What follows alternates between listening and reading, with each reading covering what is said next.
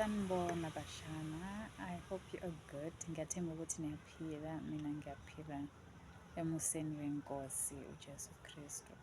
So,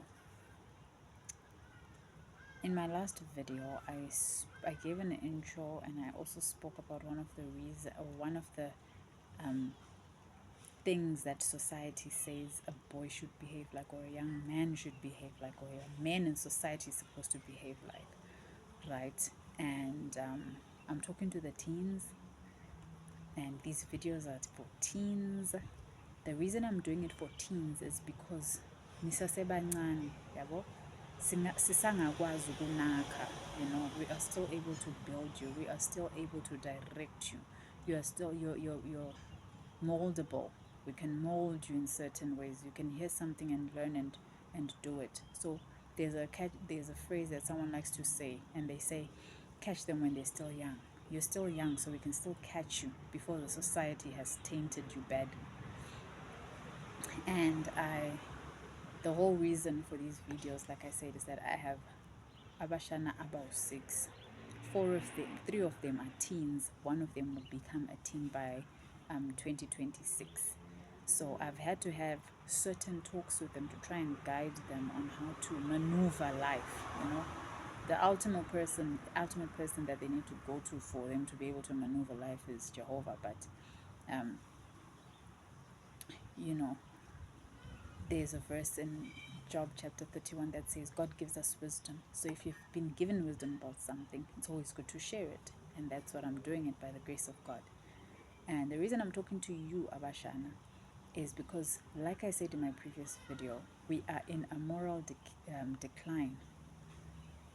Just last year, we had a 10-year-old or 11, 12-year-old who gave birth and became a mom, and a 13-year-old. So we are getting parents at a younger age. 10 years, you find a 10-year-old that's already a mother.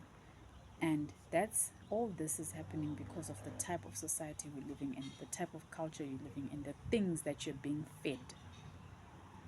I mentioned in my last video that I did write a book I was inspired by Abashana Bam, and it was just thoughts that I was writing down when I was saying to myself that if I was to ever talk to them, this is what I'll say.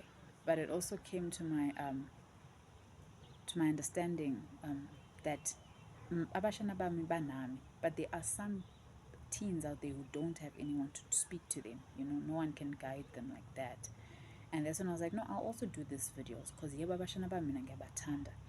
But sihlezi sisho ukuthi umuntu ngumuntu ngabantu.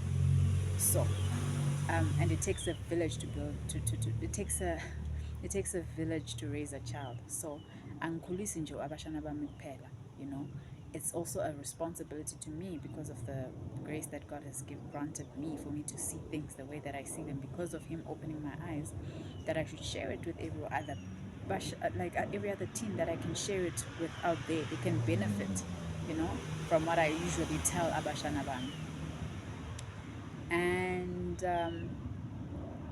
so in the book, I speak to both boys and girls. And when I was speaking to boys, I mentioned that, which is something I mentioned already in the previous video, that there are 4 main things. It's not only limited to 4, but the main things that society is telling you young boys, that this is how you're supposed to behave for you to be considered a man in society. Or it's telling you young men that this is what you're supposed to do for you to be considered a man in society. There are 4 main things. And last week I spoke about one of them, which is the drinking. And this week I'm talking about, and today rather, in the last video I spoke about drinking, and now I'm speaking about the other thing, which is now I'm having multiple girlfriends. And all this is considered, in America they call it the frat boy lifestyle. I don't know if it's also called that in Europe, but that's the type of lifestyle that's being pushed for men to live. Be a frat boy. You're a frat boy. You're always drinking. You have many girlfriends. You are, you're sleeping around. That's the lifestyle that they are promoting. That this is, if you're going to be considered a man in society, if you're going to be considered one of the gens, kwamele uphile kanje.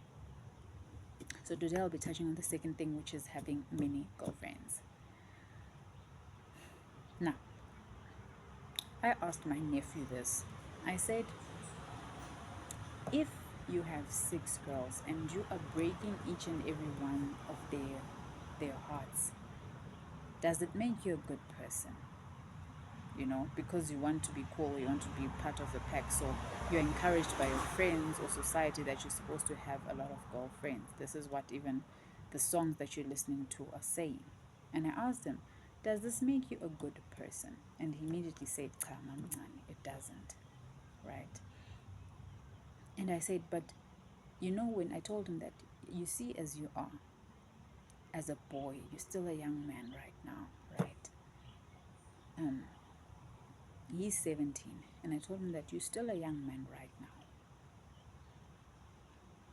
But as a young man, God created you boys who become young men, who become men, right? God created the man for him to be a protector in the society, you know, to be a provider in the society, to bring wisdom in the society. But if you instead of you being a protector through the strength that God gave you, you know, now you're preying on girls because maybe they're emotionally unstable, maybe they need love or something like that, or they need you, or just the fact that maybe they're not all these things, but generally girls are usually soft, they're usually gentle, you know, they're more emotional. So I asked him that if you, as a protector, that God created you to be a protector, if you are now using your strengths to prey on the weakness of girls, does that make you a good person? And he said, cha.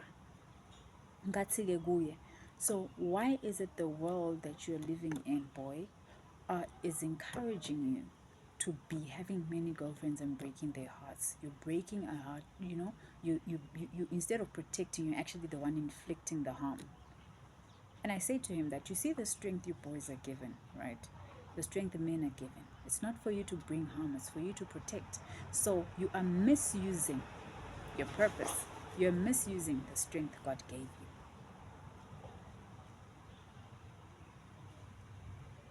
Society says, yeah, it's cool to have many girlfriends. It's cool to have, you know, that's when you're a player.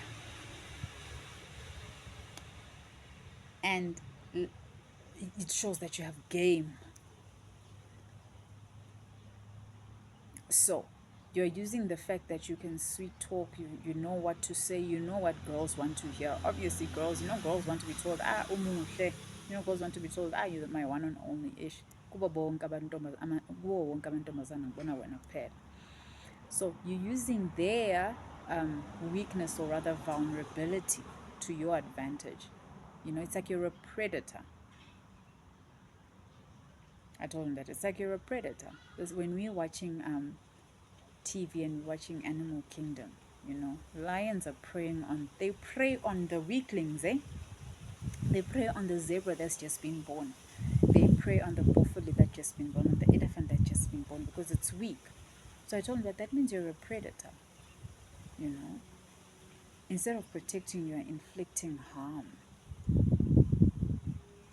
And that's not how God intended it for you as a man in society to be.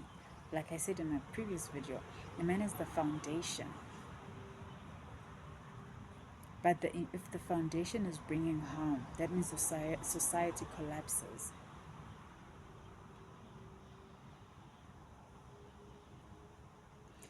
So in this, so that's what I spoke about. That's the second thing. So to wrap up, the first thing, the main thing that society is teaching you, that you should be a man.